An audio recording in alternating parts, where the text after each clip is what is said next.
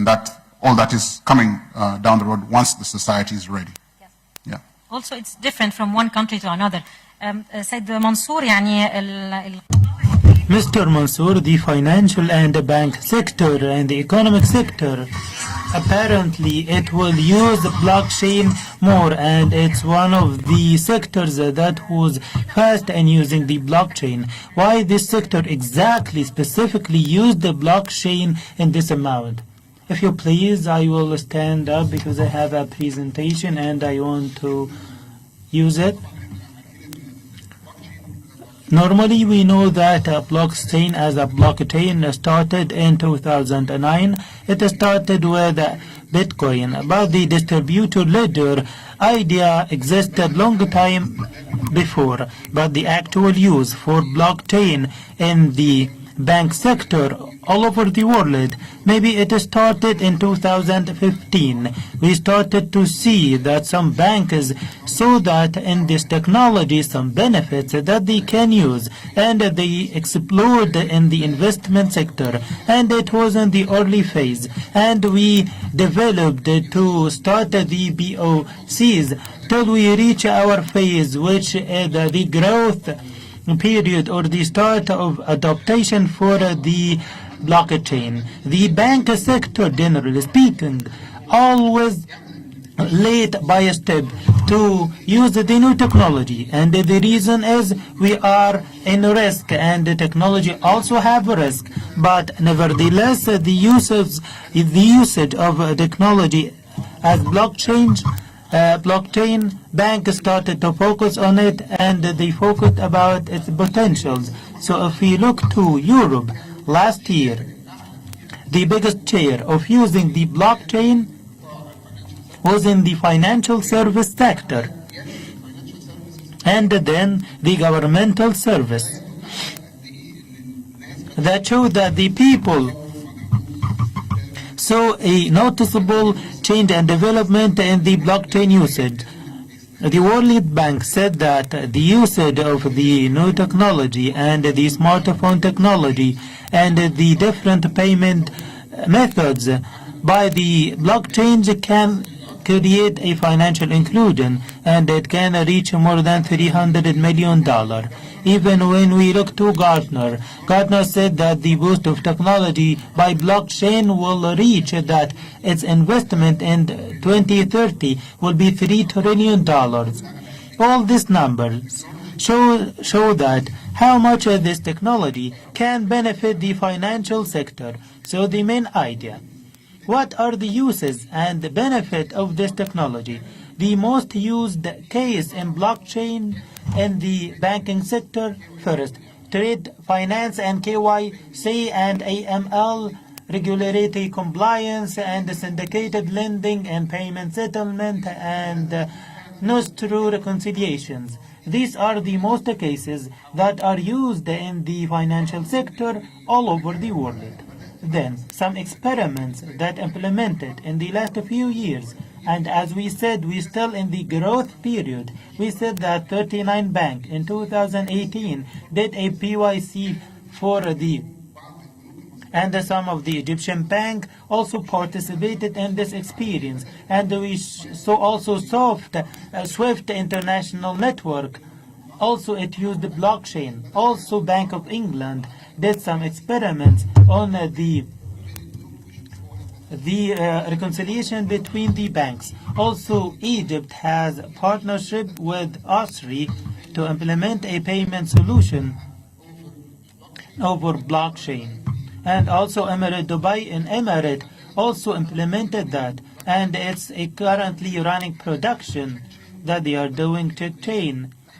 And they did the transformation of the check through blockchain. HSBC did also letter of credit and also going on right now. In this year, part of the experiments, and that was implemented, operation between 50 banks and 27 countries to do the letter of credit transaction, and included the CIB in Egypt and the National Bank of Egypt, and they did this experience with success. We saw also some countries now think to have a digital countries like Saudi and Emirates, and they announced it in early 2019 and in POC now. Now we should note that is the idea depend only on the private sector? No, the government as a sector can use it a lot.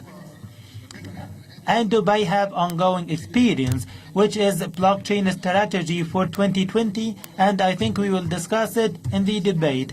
And Estonia also think about the identity or do e-residency on blockchain. So why blockchain isn't prominent till now? Actually, one of the major things that hold the blockchain back is the regularity uncertainty. We should differentiate between blockchain regulatory. We are not talking about the infrastructure of the blockchain. The regulatory framework is ecosystem for the use case itself. So each use case we implement need from us to change the regularity framework and the rules that guide the whole thing. Also, there are some risks that we should take into consideration, especially these skills or the people, the promoter or the developer of the blockchain. So the technology is still fresh, new. So one of the most important things that we don't have the number of developers and the skills that can cover the job that should be done.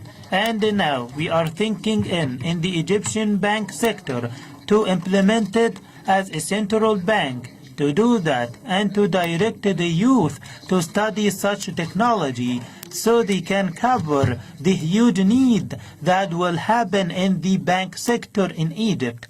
Thank you.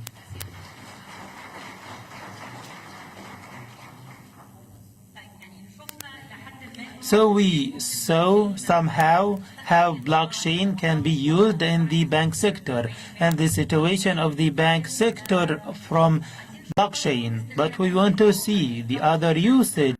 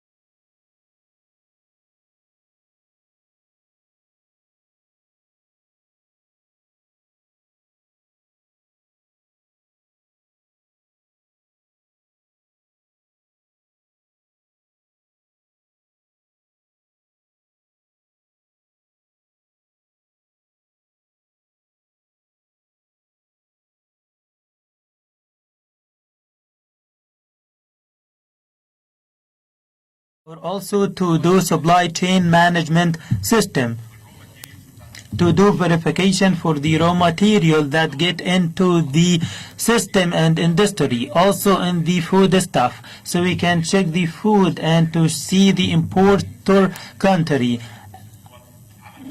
So it's not only the production date, but all other information.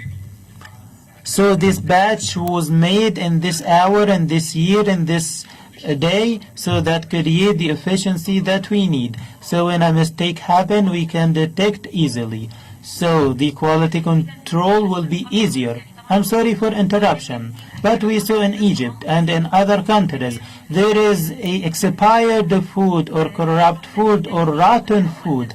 So blockchain will ease to detect the rotten food. So the idea of track to something is really important. Yes, to detect it because before it culminated to be a bigger problem, especially fighting corruption. Fighting corruption here in Egypt is important, like to detect the expenses. I am not saying it should be public, but should be detected and monitored. And also, each ministry will have its privacy, but also there is supervising agencies.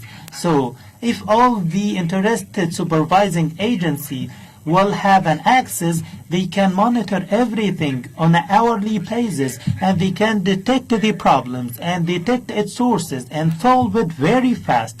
And we can also detect or specify the people who will deal with these nodes, and we can corner or we can determine, so we can use it to face the corruption fast and quick and corner it. And also, as Dr. Ahmed said, the identity management and how we get into the identity management. We have Canada try to implement the digital passport, and they take away the journey and make it a digital solution. So how can I verify that the information is correct if we have a multiple databases spread everywhere, like the National People Registry in Egypt and the Health also Ministry have registers and records? So why don't we consolidate all these records, and it will be the one source of true information that will help us in the efficiency of any information.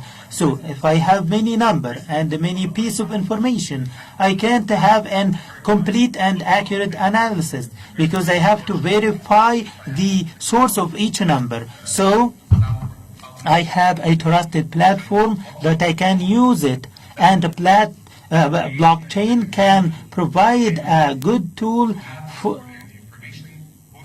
to have this information hosted in it, and we can share it in a regulated way with everyone in the government and all the stakeholders.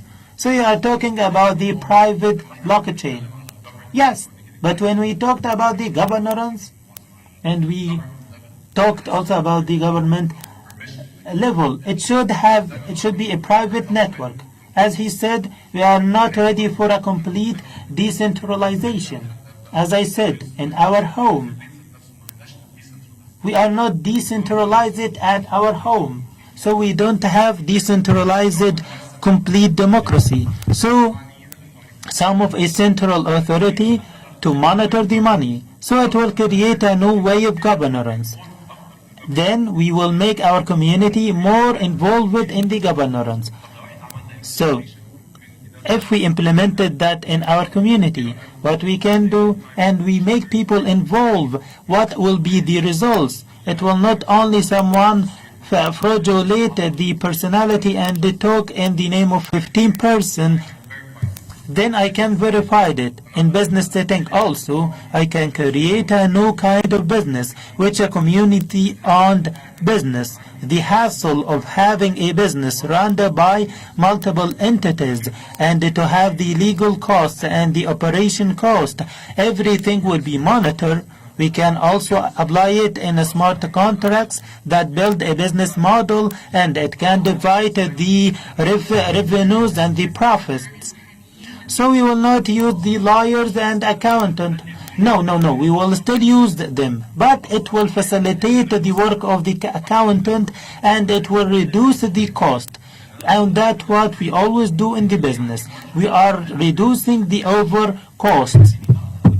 So it will allow us to cover more market. Now there are a lot of people who doesn't have service, and a lot of companies neglect people as a target market. So if we make the profit margin bigger, we can reduce the price, so we can catch a bigger market and provide a better service for everyone. So there is no specific field that I can use blockchain. We can use it in all fields. Technology now became, instead of based to be used in all sectors, and we can use it to enhance the efficiencies and to enhance the effectiveness of any service in any industry. So it's a tool. We can use it in my toolbox to do things in a better way, in innovative way. Did we reach the international standards in the blockchain? No, we are not. In 2015, we launched the idea, and the idea was adaptation for smart contracts. So the signaling of creating a standard we didn't reach yet, because the technology itself is evolving and developing. Ms. Sajida, you work in the field of health, and it's one of the sectors that is really interesting for us to know how we can use blockchain in the health sector and what are the problems in the health sector that can be solved by the blockchain. And I know that you are working in a project in this field.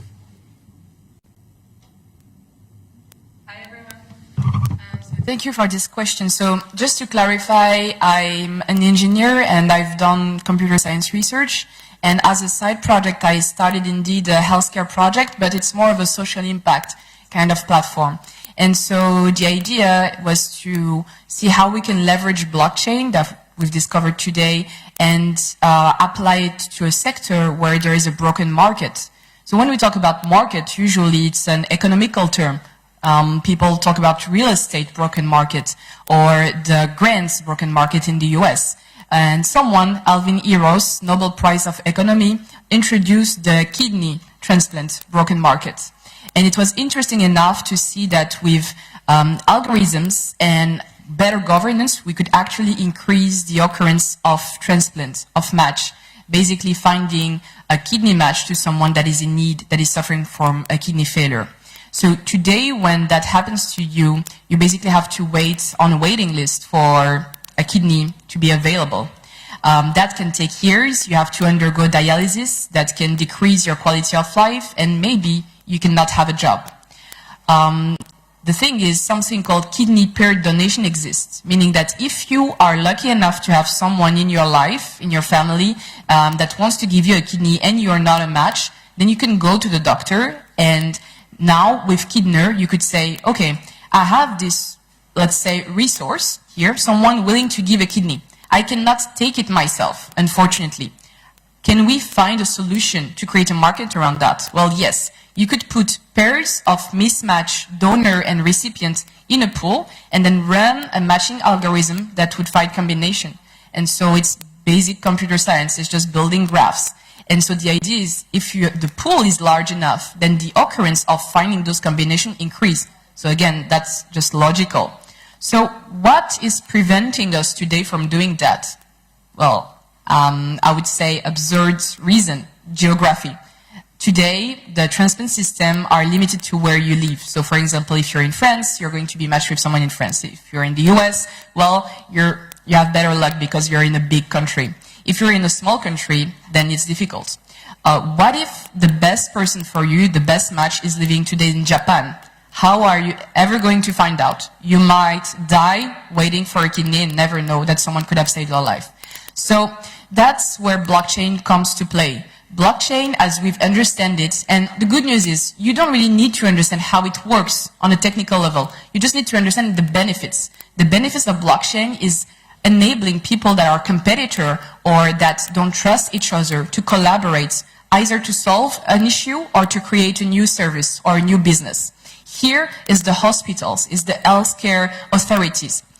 Many countries have patients, they have those donors. What if they create a network where they can enroll those pairs of mismatched donor and recipient and they share this information privately and then run an algorithm that will match them? All of that being sure that no one is going to cheat, no one is going to push their own patient, and no one can say afterwards, well, actually, that person was not a match, and erase the file. So we know about corruption, we know about queue jumping, we know that some people well-connected can have better access sometimes to healthcare services. What if, using blockchain, we have a transparent governance between all these bodies, enabling a new service that will actually save people based on technology? And then the second aspect of that is, of course, privacy. We're talking about healthcare. I would say, fortunately, that's not the only sector I work on. Otherwise, my project will take 10 years to be developed because healthcare is so complicated. It's not the kind of sector you disrupt, right? So the privacy aspects and the ethical challenges in healthcare are very high. And so we're using, if you know about, for example, homomorphic encryption, I'm not going to go in detail, but cryptography tool, the science of secrets. How can we use cryptography, not on a university kind of ecosystem, but in real life in application?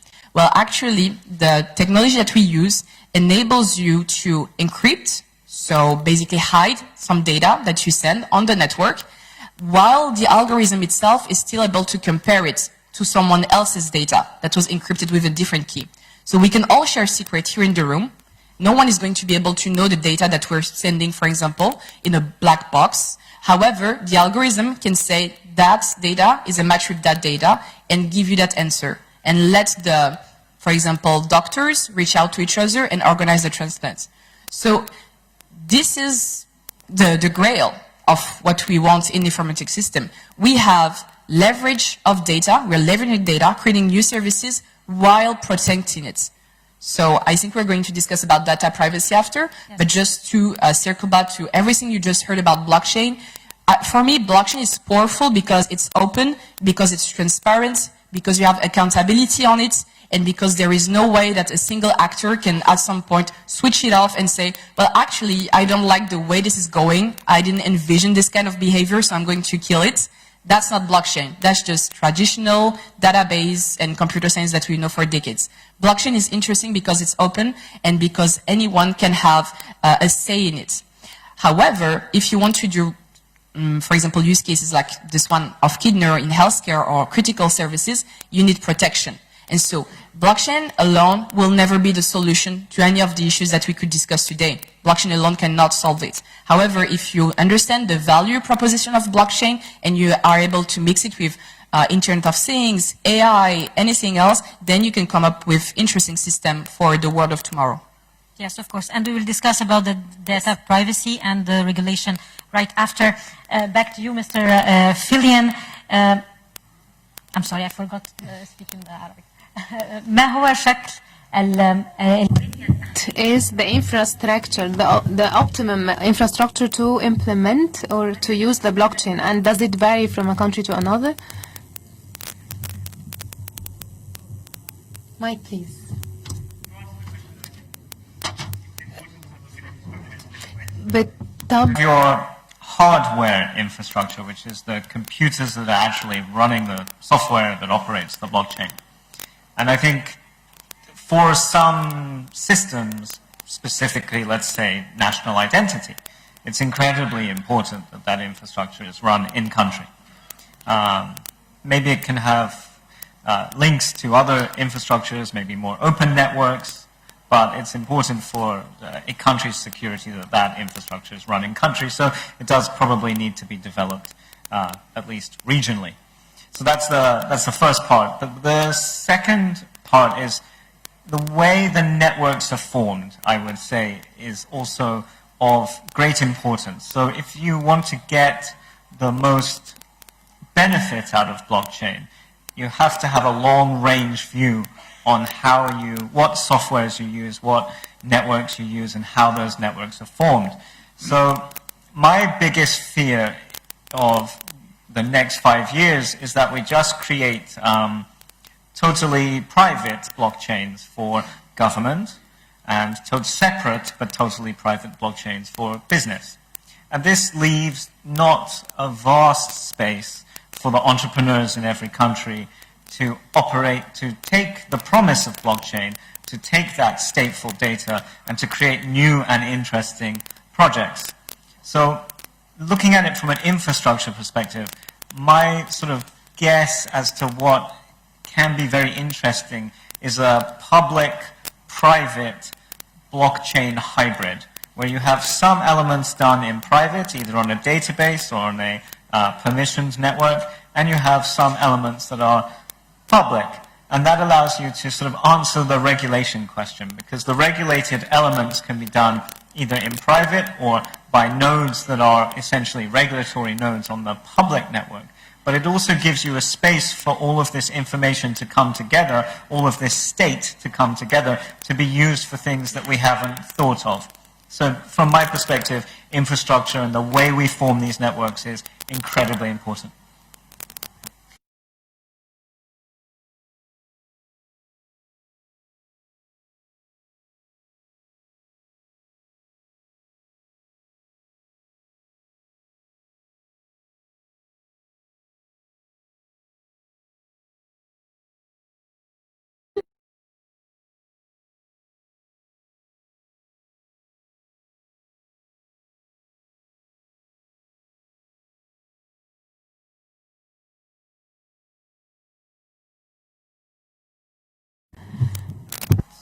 So solutions have already been found.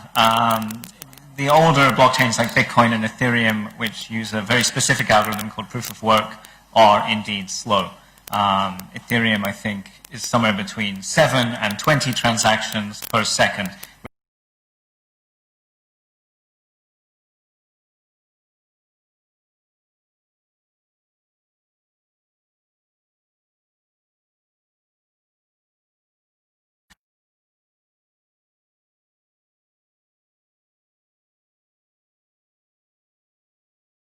New algorithms such as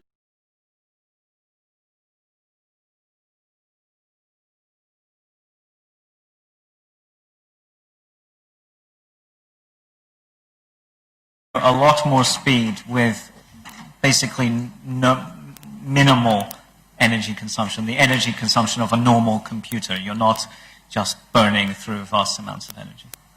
Thank you so much. سيد جلاروس يعني حين نتحدث عن البلوكتشين Mr. Glaros, when we talk about the blockchain, we always talk about the third party or the intermediate who is not going to play a role, who is not going to have a role, or is not going to have a role in the blockchain. The question now, what about the big companies and enterprises that are considered third parties or intermediaries like Western Union, SWIFT, Amazon, eBay, these big enterprises, what's the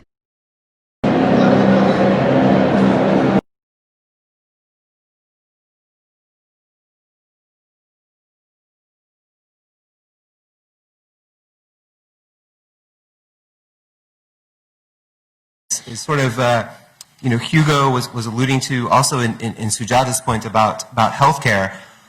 You're going to need a trusted network operator for a time being. And I think it's actually an opportunity for either startups to emerge and to provide those services. So we'll see the kind of disruption we've seen in other fields of e-commerce. So for instance, if we think about transport disruption from the likes of Careem or from Uber, or if we think about Airbnb with the hospitality industry. So new businesses will emerge to provide these kind of blockchain network management services. But I think in particular SWIFT is a really interesting one, because I think SWIFT actually has the opportunity to themselves transform and reinvent themselves as a network operator. So I think you'll have this combination of upstart, emerging, and this is where really there is a great opportunity, not only in Egypt, but all across the continent of Africa for these entrepreneurial, fintech, startup, very enthusiastic, very young type of concerns to grow into blockchain network operators and to provide this new set of services. I think Noah did a really nice job of elaborating the types of scenarios that we can imagine these startups coming into and playing this role and potentially disrupting those kind of organizations. But also at the same time, as we saw in Dr. Ahmed's talk, that SWIFT themselves is very, very forward-thinking and very much on the cutting edge of doing a lot of this research. So it's not unreasonable to imagine in the near future that maybe there's a parallel SWIFT network that is based and backed by blockchain that's available to large institutions. So I think you're going to just see lots of experimentation, lots of learnings and feedback. And then I think the key here is that not so much that do I select the wrong network, do I select the wrong technology stack or protocol, but rather which organizations are investing in experimentation, obtaining feedback, working closely with a cross-functional group of customers and collaborators to reinvest those learnings into the platform to actually drive these networks further and faster. And it's going to be this combination of private and public, both from the network perspective, but also from the industry perspective, that I think accelerates these innovations forward. Yes, thank you. يعني سيد نوا Thank you, Mr. Noah. You have spoken about Uganda. Could you elaborate further on the usages of the blockchain in Uganda? And I know that your company provides solution. And could you explain as well how do you cooperate with the government in Uganda? Thank you. So Uganda is fortunate to benefit from a number of conditions that have allowed many of these startup ideas to get room to be implemented. And so it started from the top. I'll start with your second question, how do we cooperate with the government? Through a lot of engagement with the government, one of the things that we discovered is that they are very willing to talk to young people about new ideas. And that is unique, it's a unique trait where the leadership is willing to engage. And through a series of events, through events like this that we had in Uganda last year and this year, engaging leadership. Last year we hosted the president of Mauritius, former president of Mauritius. This year we hosted the president of Sierra Leone. Sierra Leone is one of the countries that is going very quickly in terms of blockchain. Their national ID system is soon going to be the blockchain. So through these events, we have raised the profile of young people trying to take advantage of these new opportunities, because that's the big picture. The big picture is that we have a set of conditions that allow young people to engage and to be able to orchestrate or to author their future. Because now this opportunity has been given to us now. It is too late for the internet, because the big people that took advantage of the internet in the 90s are the big companies now. And so it's difficult to compete with them now. But with blockchain and with AI and with these new technologies, they're just being formed now. We are just talking about blockchain now. So it is an opportunity for a young country like Uganda, which is half the population is under 15, 70% is under 35. So there are very many young people. It's also one of the most entrepreneurial countries in the world.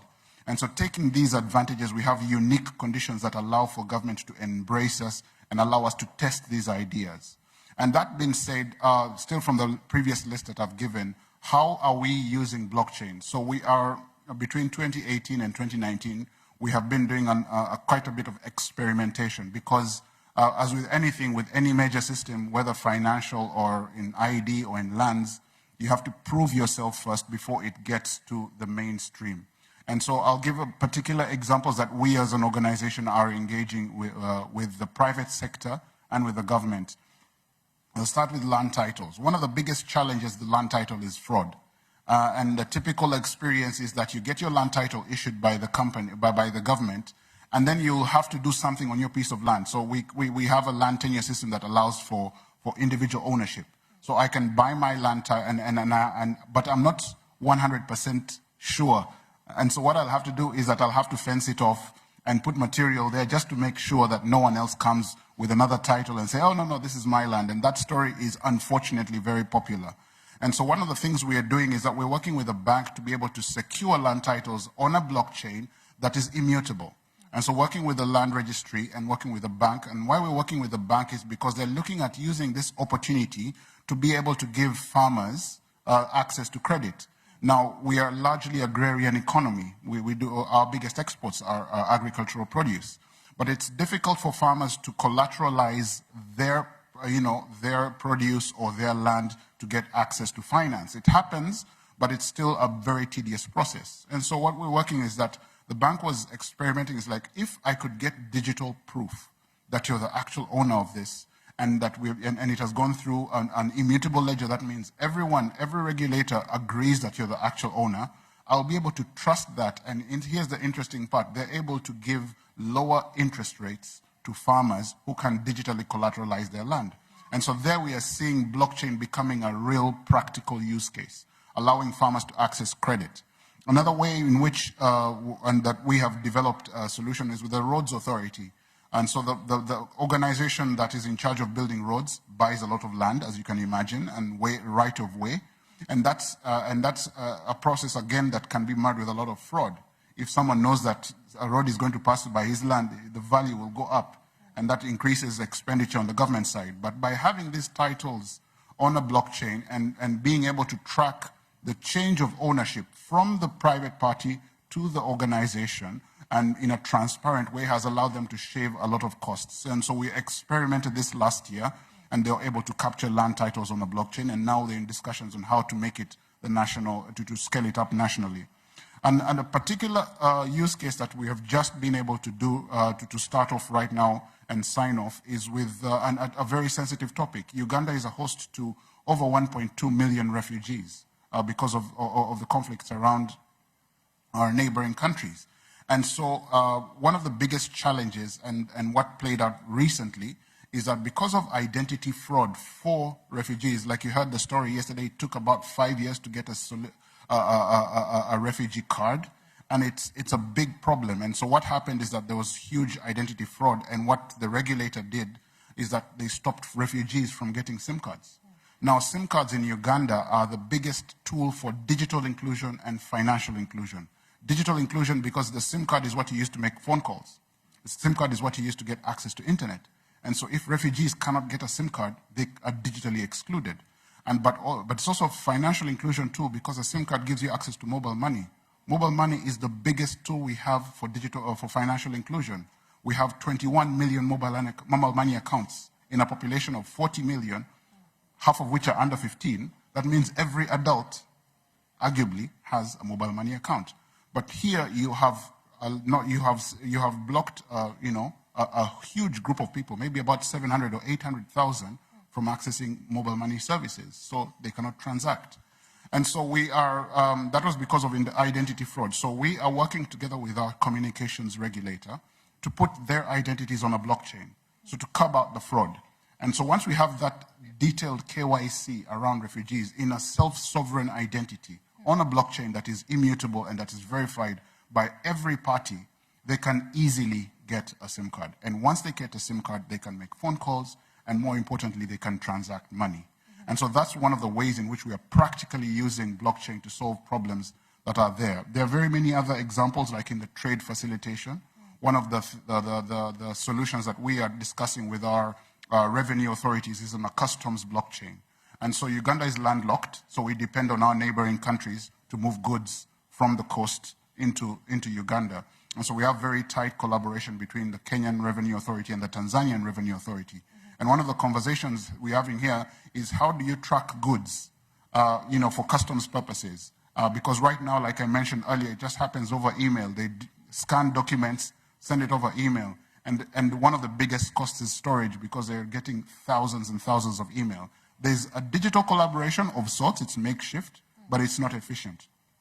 So one of the ways we are looking at solving that problem is to introduce a blockchain. A blockchain will allow for this information to be able to be captured at source. And immediately, the revenue authority, for any goods that are destined to Uganda through another country, can have transparency in that process and be able to you can even prepay your customs duty, and they have full transparency of what is coming.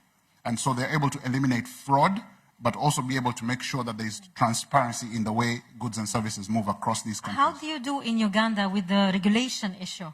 Because it's one of the major limits or concerns is the regulatory, as you mentioned, Mr. Ahmed, right away. How do you do about this regulation? The government has cold feet?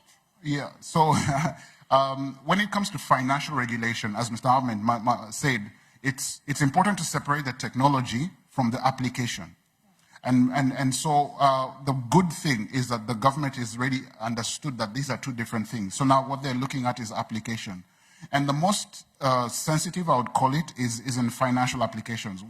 How do we apply these blockchain technologies? And so what our government is doing is that our central government, together with other regulators in the financial sector, are engaging with a blockchain association of the country and discussing ways in which, what are the different applications that can come out, and then how do we protect, because they're biggest pillars. The reason why regulation is there is to protect the consumer and to defeat fraud. And so how do we defeat fraud even with this new technology, and how do we protect the consumer? So things like KYC regulations, AML regulations, the beauty about it is we are having conversations about it. And through these conversations, entities like the central bank, the Capital Markets Authority are going to be engaging, are going to be coming up with their own draft regulations, but the consultative process has already begun. Yes, thank you so much. بالحديث أيضا على I am also talking about legislations and regulations. We might come up with a question on the point that has to do with the smart contracts and the data protection and the confidentiality of the data, especially the personal data of the users. So my question is to you, Ms. Sajida. France is a member of the EU, and of course it's committed to some regulations and laws to protect the data. But how can we guarantee the protection of the personal data and the usage of the blockchain?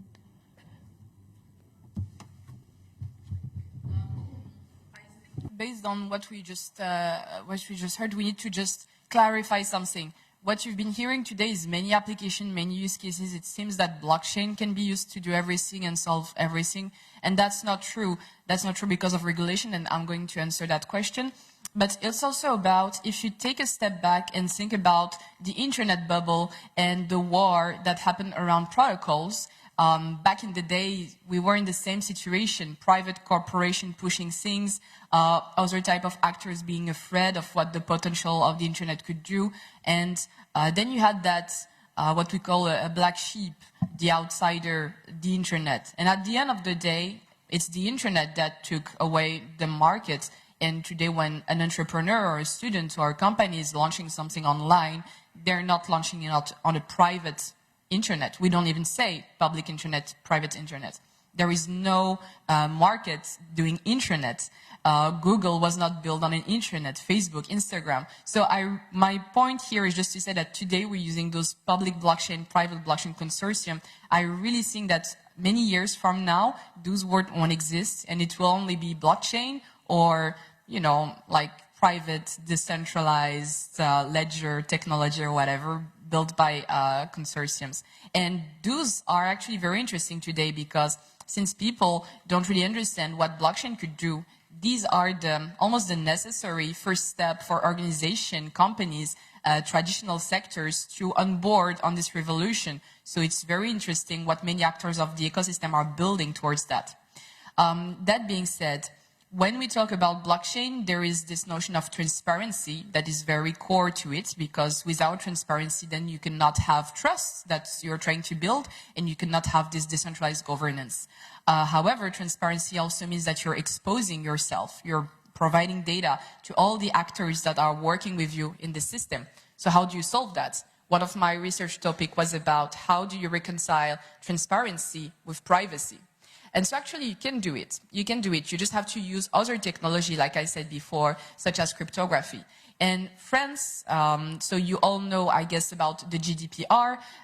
France is applying it, of course. We've received tons of email asking us to update all that, so it's a big thing. It's interesting because France is not even the best student, like in Europe. I went to Estonia. Estonia, they're laughing at GDPR. They're like, we've been having that for decades. Like, this is not something we need to work on. Whereas in France, we had to work on pushing that in terms of state of mind. We still have today people sending through emails, Excel sheet with phone numbers of their partners or clients, just like that. GDPR is not a reflex for many people. So the issue is that when you have the same kind of negligence, which is sort of okay today, but if you put that in a blockchain, then that can have very critical consequences, because blockchain is supposed to be immutable. So now you're pushing information on some place that you can never go and delete it.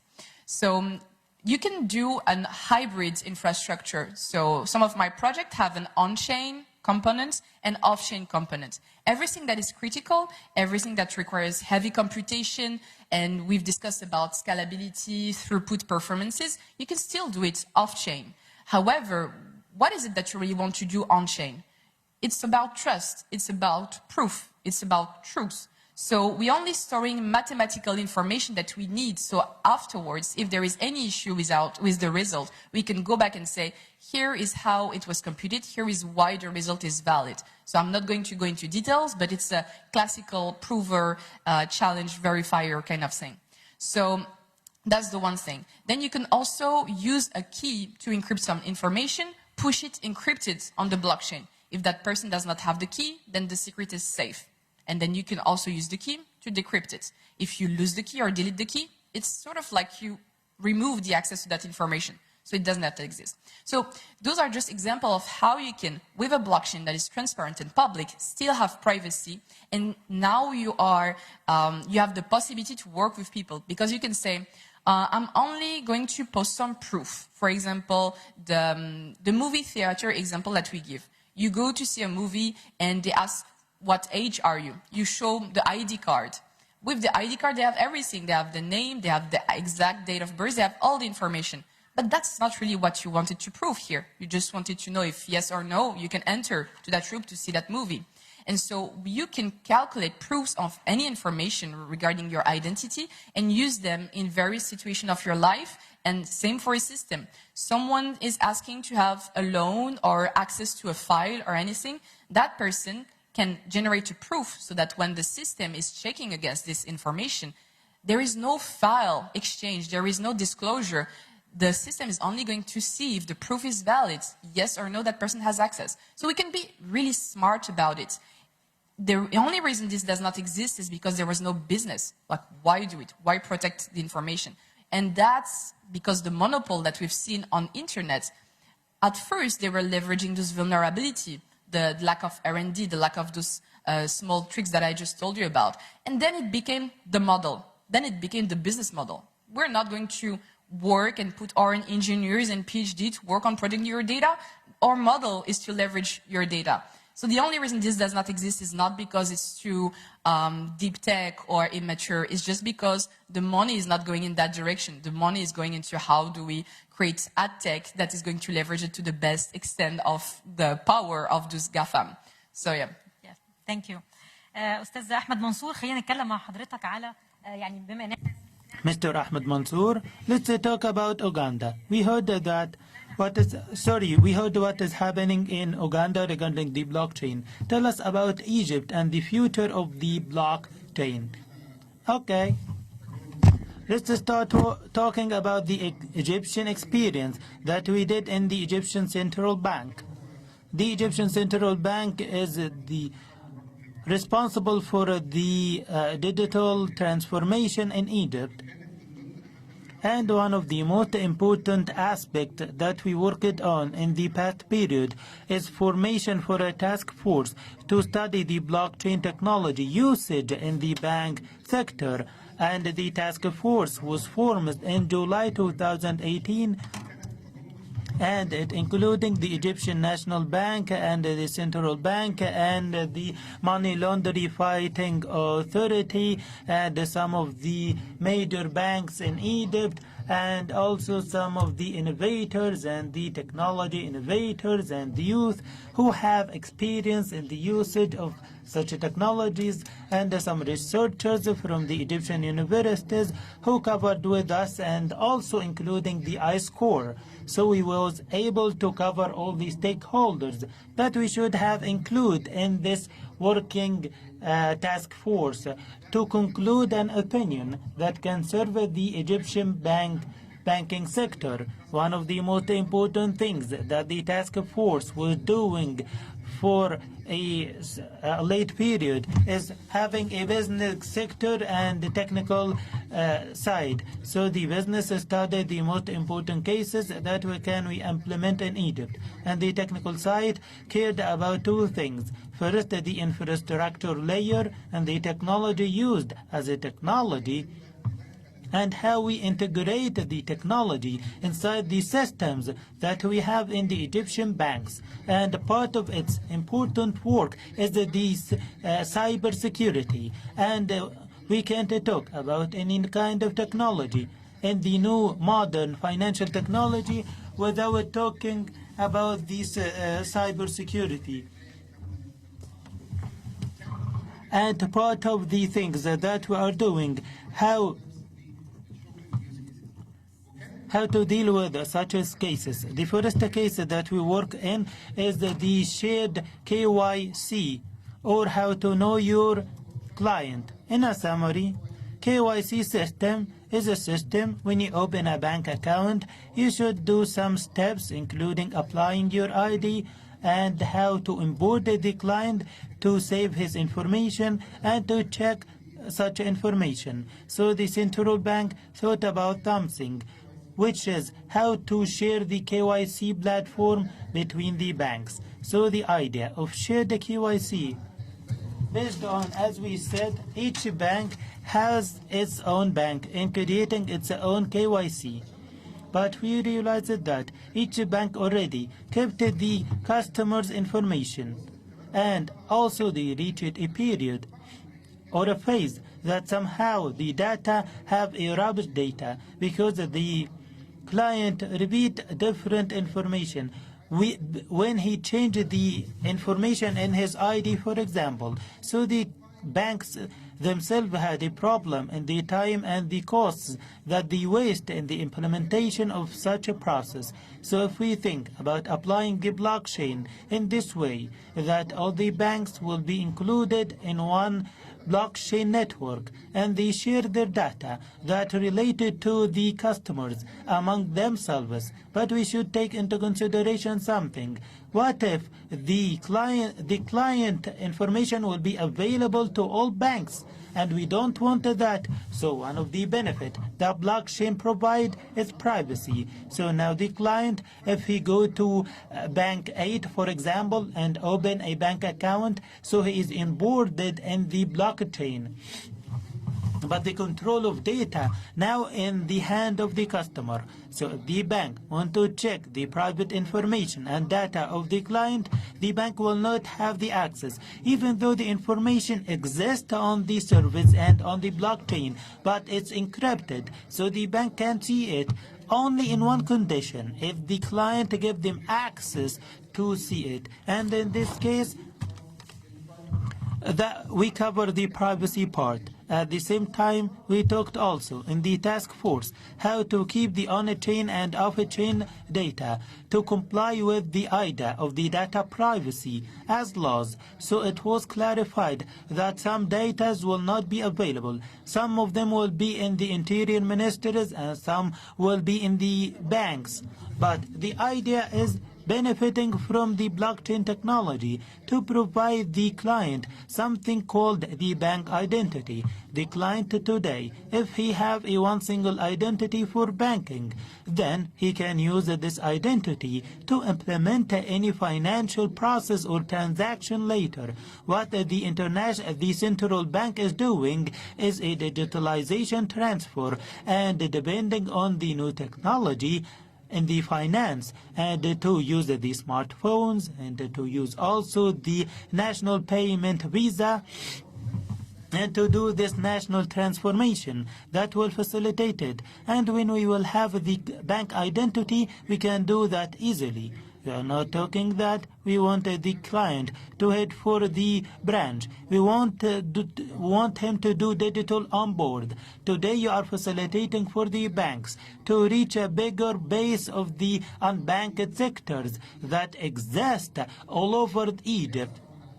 And it's really hard for the banks to burden them for the cost of having branches everywhere. So now you are using the idea to be a digital banking service. So we can say that such an idea can provide to you the seeds that you will have a big base that you can base on a different entity, different than the banking service that we used to.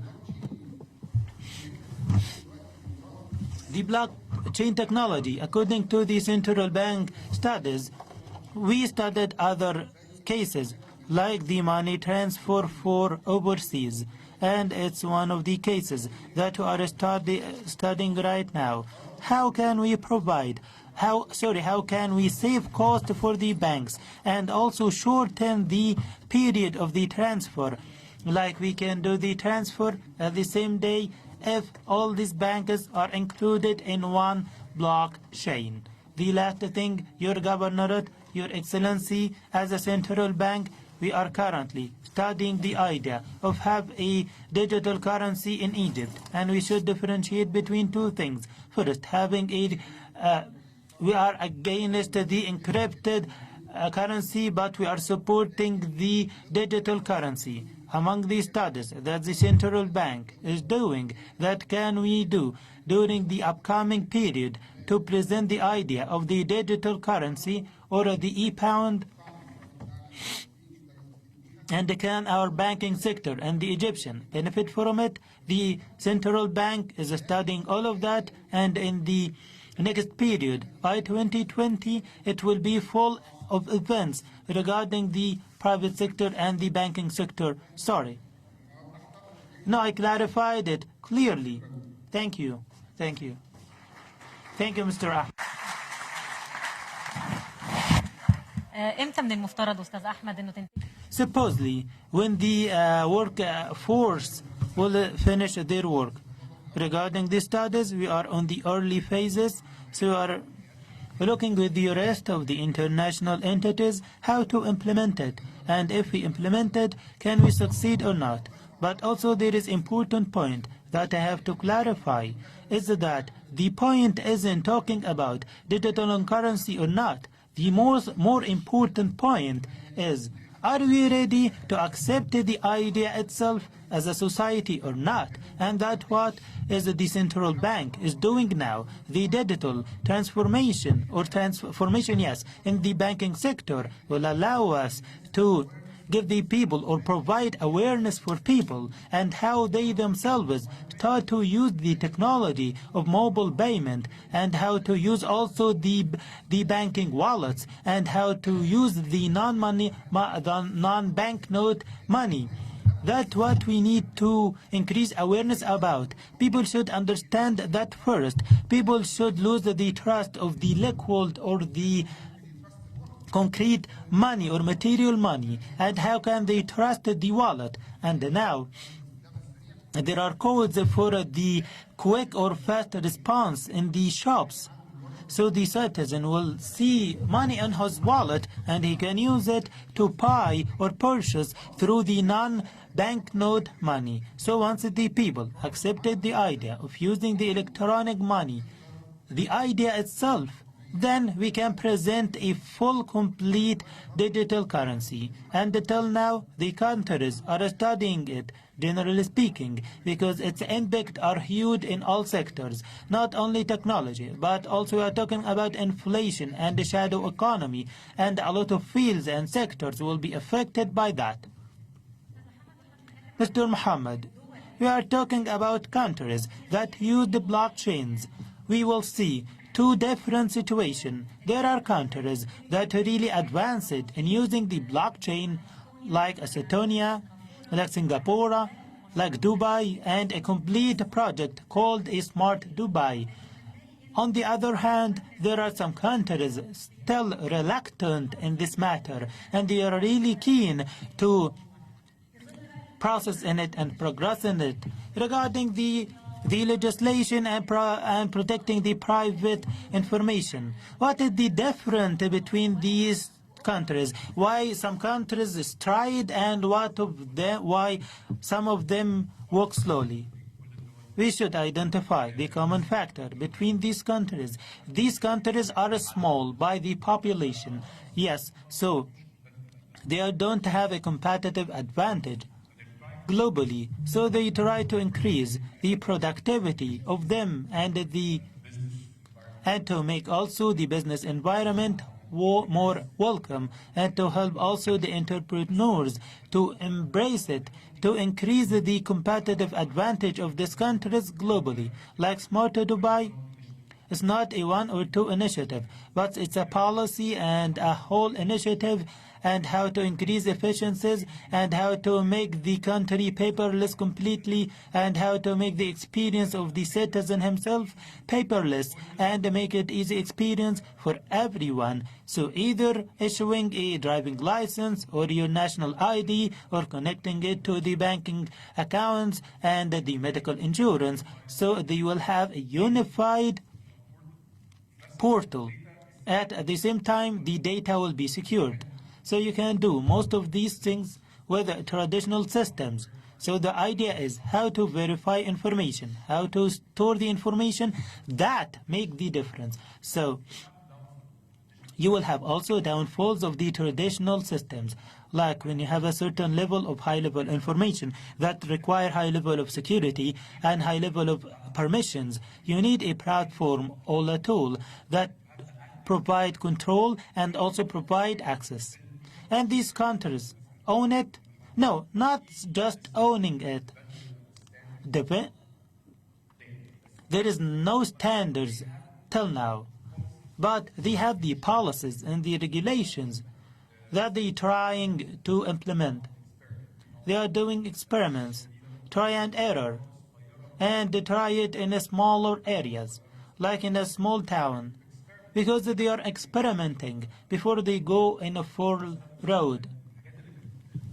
Like what was said before, the real estate and the funding, and how can we do that? Here in Egypt now, the real estate sector in Egypt is big and huge, and we can use it in it. And also there are things, specifically in the blockchain.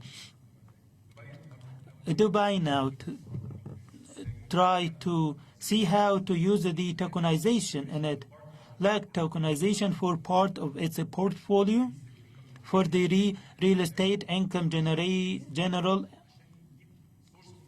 to have a source of funding from overseas. So how to open it for a source of funding. So the country here in Egypt have a lot of big project, and a lot of Egyptians want and wish to be part of it. Like Suez Canal is the best example. So if we can do localization,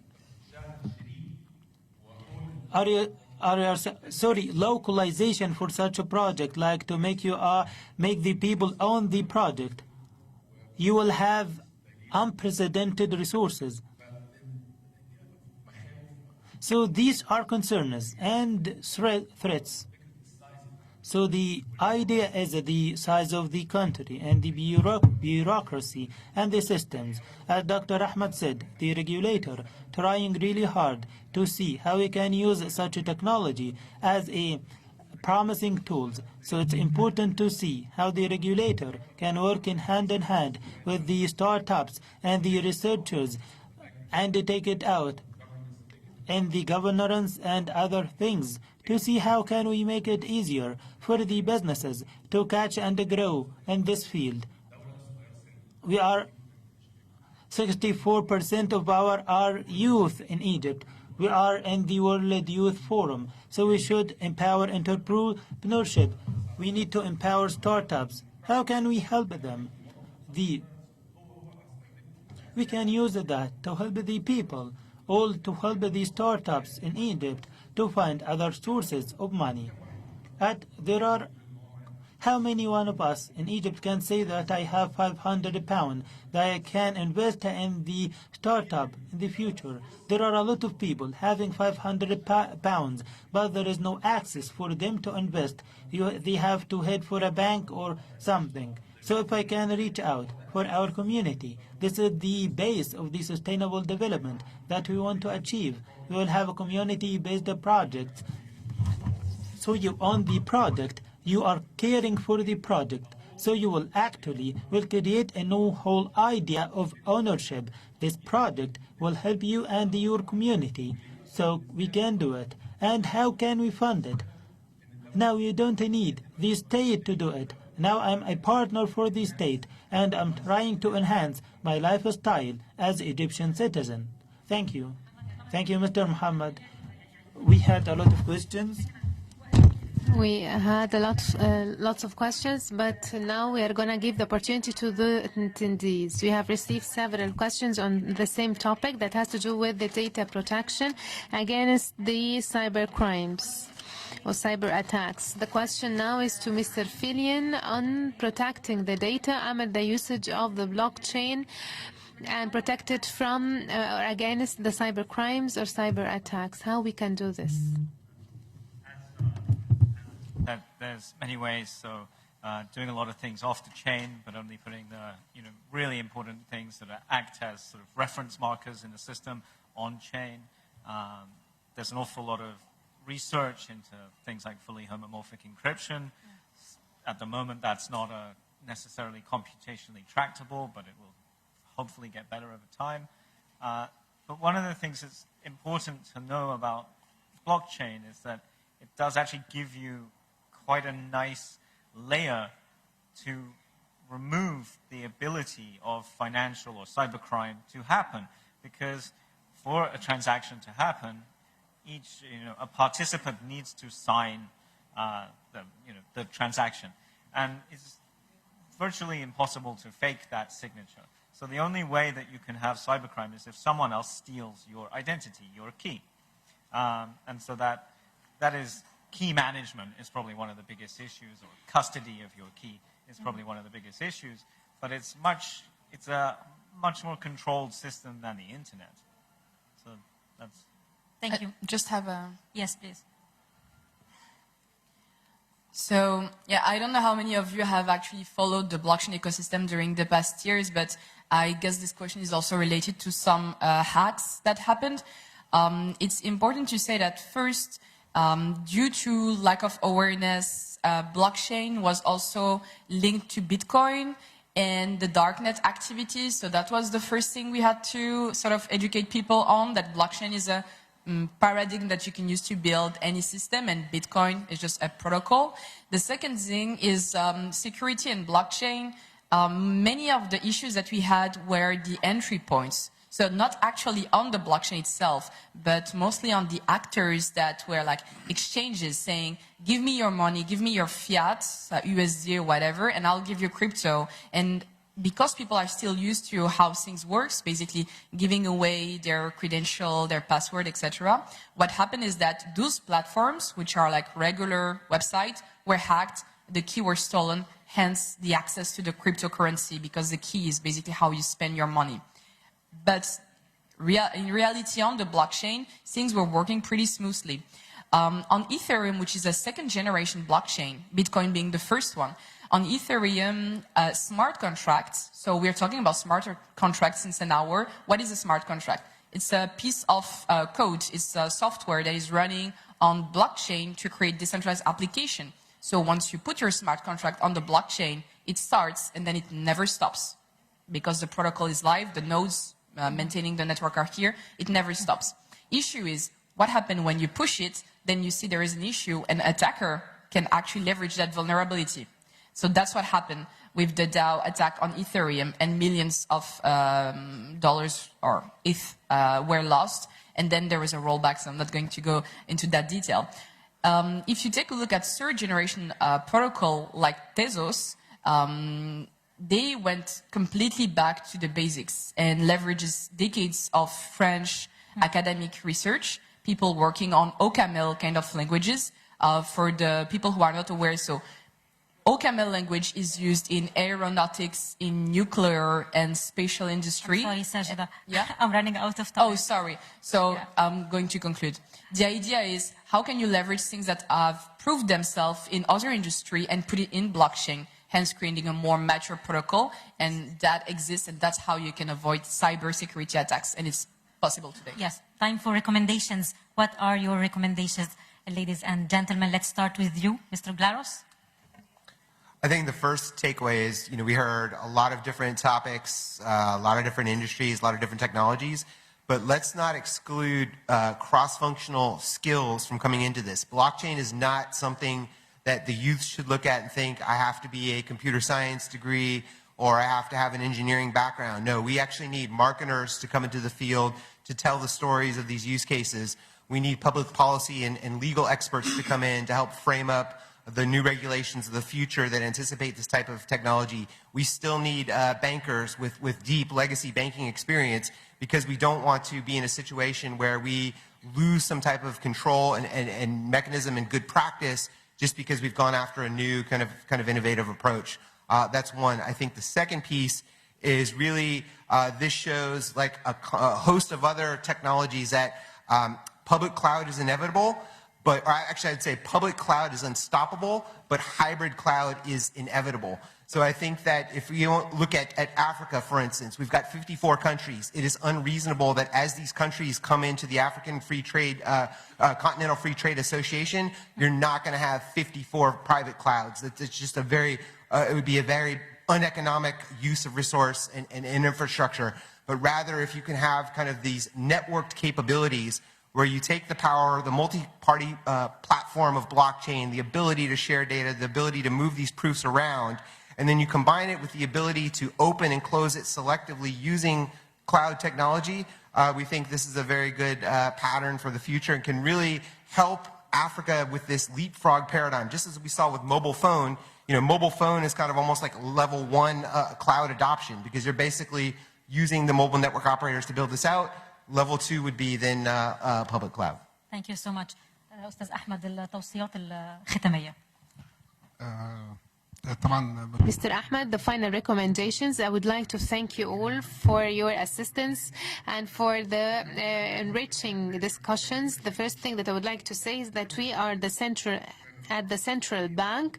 Throughout the last 4 years, we were so much focused as top management on studying all the new and modern technologies and how we can adopt them and optimize the benefit of them so that we can provide financial services to the citizens in a modernized and developed manner, so that they can access these services more easily. All the projects that we have tackled so far, in addition to others that we are still working on and piloting, and we are in the technological sector and the financial sector and the central bank sector that is responsible for so many departments, they are all submitted to the studies and researches that we conduct with so many international organizations. We are not able to reveal all these details to the public unless we are standing on a solid base with respect to each and every project, and to study each and every project comprehensively before or prior to announcing it in the market, in order to avoid any dire consequences or misunderstandings. So currently, as I have said, we are studying the usage of the technology of the blockchain in so many projects. We are studying the usage of other modern technologies with respect to this cybersecurity. It's one of the most important sectors that we are working on to protect the banking sector against the cyber crimes and cyber attacks. And this reveals the fact that the central bank is so much interested in investing in the technology, but with taking steady steps to avoid further problems or complications.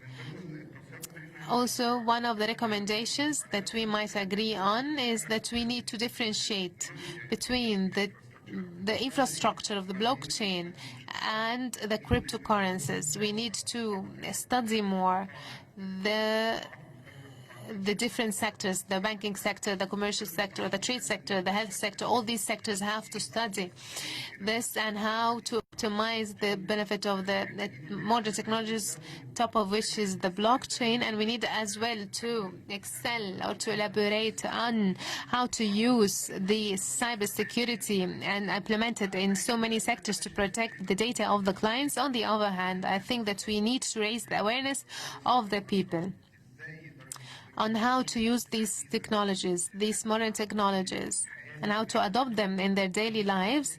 And we are going to benefit from the youth because they represent the big sector of the current Egyptian population, and we call them the millennials. They were born in the era of the modern technology, so they are so much interested in this.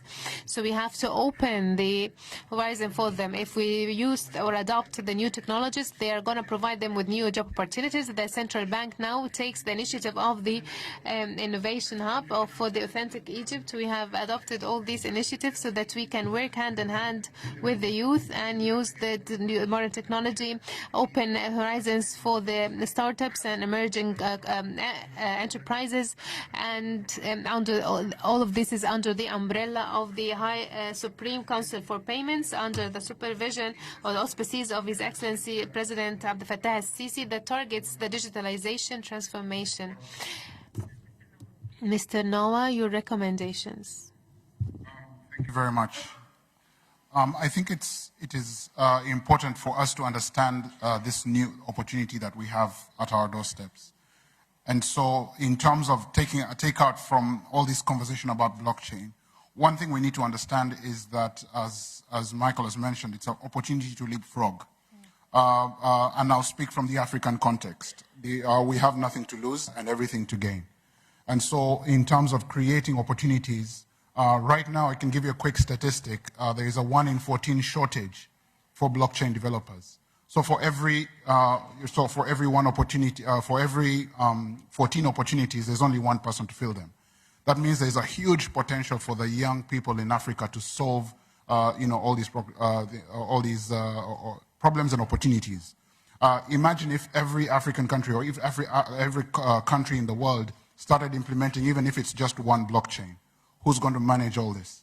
So there's a big opportunity for young people to start forging and forming these opportunities and taking advantage of these jobs that are going to be created. There's also a big innovation opportunity, okay? There are going to be problems that need to be solved uniquely.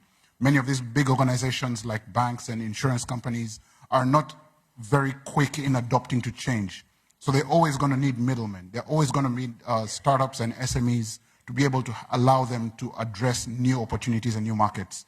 That's another opportunity for young people. We are vibrant, we are energetic, and we can start harnessing these opportunities. And so that's one of the takeouts. What we're doing, and another thing that in terms of closing and parting shots, is that we can't do this in isolation. Governments must work with private organizations, must work with startups, must work with civil society organizations.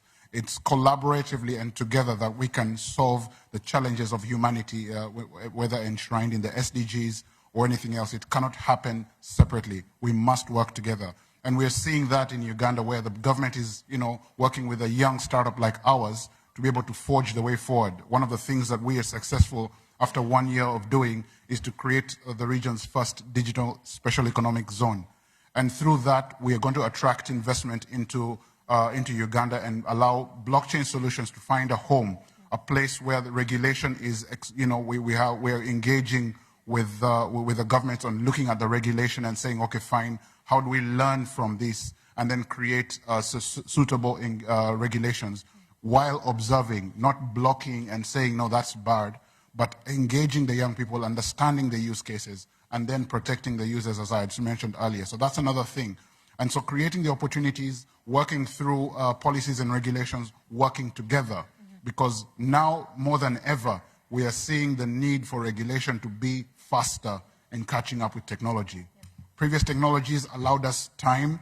When the internet came, we had many years to watch and wait and see how it happens. With these new technologies, it's changing too fast for us to even blink.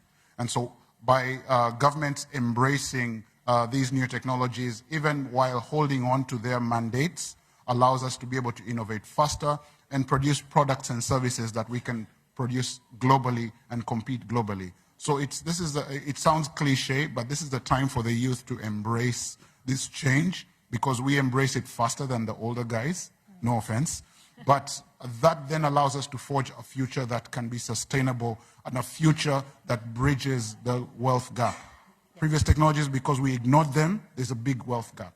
But now, as we get more people involved in these new technologies, we're going to narrow the wealth gap and allow them for a prosperous world that we want. Perfect. Thank you so much. Mr. Filian, your recommendations? So this technology is incredibly new, 10 years old, maybe more. We don't yet know what it can do, and it's very clear that lots of people are jumping into it feet first. And what I've seen is that this can create essentially a lock-in to a single technology provider. And that's perfectly okay in the first instance. But this technology will evolve and new things will come along, new capabilities will be essentially allowed to exist. And so therefore fostering your own skills is incredibly important such that you can switch to something better over time and that you're not reliant on essentially outside consultants.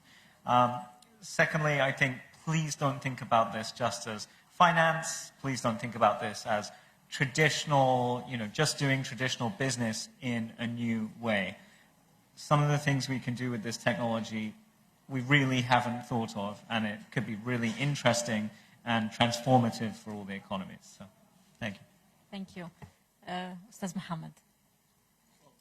Mr. Mohamed. I will touch some points tackled by several panelists. First of all, Micheal, you are completely right. People are willing to he's speaking in English. I'm a graduate of the AUC Business, Politics and Political Science and Economics. Nothing to do with technology, but he's speaking in English now.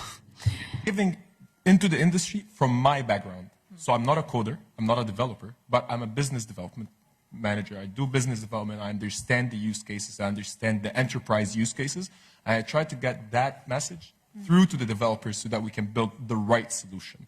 Because what we see from the beginning of the industry and when 2015 came, there was an emergence of a lot of technologies that had nothing to do with what really is needed in the real world. وفي كان فصل رهيب ما بين الدولة أو And there was a complete separation between the needs. But with respect to a country like Egypt, the recommendations for Egypt and training and empowerment of youth to have the programs required to build their skills. Number two, to have more than sectors, and not only the fintech, but with other sectors and ministries like Ministry of Industry, Ministry of Agriculture, to know how to use the technology, because technology is just a tool that you can include in all the industries. It's not in one industry. In France, for example, I think in Carrefour, they started to use the blockchain on the supply chain, and in Walmart. So these are experiences. Can we implement them in Egypt? I can tackle and understand or study all the experiences, and I have a task force and disseminate them, and not to make them only work on the fintech, but to work on all the other sectors that could use technology: customs, trade, finance, supply chain, identity management, real estate, antiquities. If we have a blockchain for antiquities, all the Egyptian antiquities, I think this is something that's going to protect our heritage. I think this is something that we should do to include or introduce all the antiquities into the blockchain, and to know what piece went where, and even if they disappear, when we find them back, I will always know that they were in a certain place, to have the trackability. Other than that, people have to understand the technologies.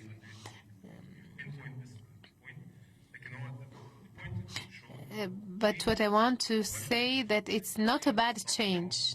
It's not a wrong change. A change is something, either it's good or bad. It depends on us. It's like somebody when he gets when he gets a tree and try to plant it to make it bigger. So we need to help our communities so that they grow in the right way to serve the country, and to serve my needs, not just to serve only the private sector. So this is what we can benefit of. Finally, Ms. Sajida, what about your concluding recommendations in 2 minutes? So yeah, I think there's not much to add. Everything was said. What I would just say is today we have Libra. I think everybody followed that initiative led by Facebook. We see what's going on in China. In France, recently we just had central bank launching a call for project regarding a stable coin. So take everything that was said here as a recommendation, plus add that context because the race has started for, I mean, many weeks now, many months, and now it's getting more and more public, meaning that when people are communicating right now, it means that they already have something working in the background. So I really see here in Egypt a potential to become like a player in that ecosystem because you have everything from the startup to the infrastructure to the association, the skills. So I really don't see how that's not being leveraged, and that could also be, how to say, something good also for Africa, because we've been discussing about how we build an ecosystem. Everything needs to be done. At the same time, everything can be done, and that's great. So, thank you so much for this positive note. الحديث عن البلوكتشين لم ينتهي للمهتمين Talking about blockchain isn't done. Tomorrow we will have another session. We will talk more about the blockchain application and how we use it. That will be tomorrow. I want to thank you a lot. I want to thank a lot the panelists. Thanks a lot for your presentation and your time.